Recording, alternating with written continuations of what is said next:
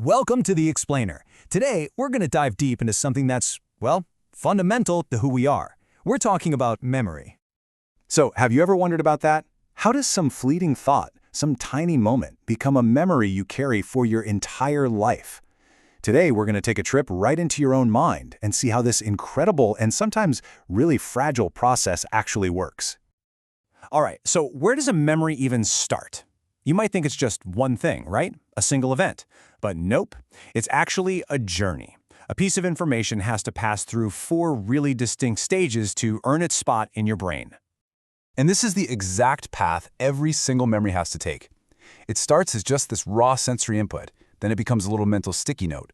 From there, it gets tossed around on what you can think of as a cognitive workbench. And only then, if it makes the cut, does it get filed away for good. So let's start right at the beginning of that path. Okay, so everything starts right here. Sensory memory. Think of it like the foyer of your brain. You know when you stare at a bright light for a second and then look away and you see that little after image? That's it. That's your iconic or visual sensory memory in action. It's this super brief but really detailed recording of the world that only lasts a couple of seconds, just long enough for your brain to go, is this important or not? So, if your brain does flag that input as something worth paying attention to, it gets promoted. It moves on to the next stage, short-term memory. A great way to think about this is like your brain's scratch pad or a sticky note. It's for stuff you're using right now. But, and this is a huge but, this space is, well, it's tiny. And when I say tiny, I mean it.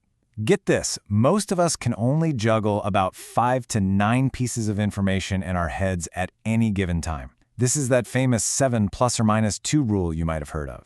It's exactly why you can repeat a new phone number to yourself just long enough to dial it, and then poof, it's gone. But okay, we don't just hold stuff in our heads like a static list, right? We have to work with it. And that's where working memory comes in. Think of it as short-term memory's much smarter, more active cousin. It's the mental workbench you're using to solve a problem or to follow the thread of a conversation. And it's all managed by something called the central executive, which is basically your brain's air traffic controller for attention. So after all that juggling and processing, the bits of information that actually survived this whole journey, they finally arrive. They reach their final destination, the massive, grand library of your long-term memory. Through things like repetition and connecting new info to old info, it gets properly encoded. And this is where it can stay for a lifetime. Everything from facts like the capital of France to the feeling of riding your bike for the very first time.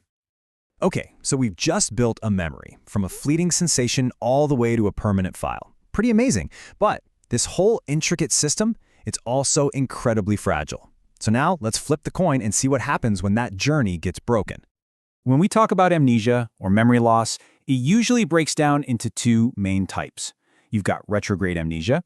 That's when you lose the past. You can't access memories from before something happened.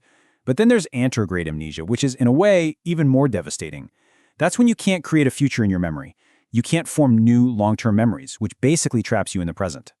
And the most famous and tragic case of this is a man named Henry Molaison, who scientists just called HM. He had surgery for his severe epilepsy, and they had to remove parts of his brain, including a key part called the hippocampus. And for the rest of his life, he was stuck. He literally could not form new long-term memories. He'd meet his doctors every single day, and for him, it was always the first time. It's a heartbreaking story, but it gave us this incredible, invaluable window into how our memories actually work. So, amnesia often comes from a specific injury, but there are also progressive disorders that affect memory. And that brings us to dementia. Now, dementia isn't one specific disease. It's more of an umbrella term for a decline in cognitive function where that entire library of memory we talked about and a lot more starts to slowly, tragically fade away. And it's so important to get this. Dementia is not just one thing. Alzheimer's is the one we hear about most, and that's caused by these things called plaques and tangles in the brain. But then you have vascular dementia, which comes from problems with blood flow, or frontotemporal dementia, where the first signs might be big personality shifts, not even memory loss. Each one is a totally different kind of attack on the brain. Okay, so we've seen the process, we've seen how it can go wrong, which leads to the big question, right? Where in the brain is all this happening? Where is memory? Well, the answer is just fascinating. It turns out there's no single memory spot in your brain. It's not like there's one little filing cabinet. Instead, memory is a network. It's a huge collaborative effort spread all across the brain, with different parts all playing their own special role. And the director of this whole operation really is the hippocampus. Remember, patient HM, this is the part of the brain they removed from him. The hippocampus is the memory encoder.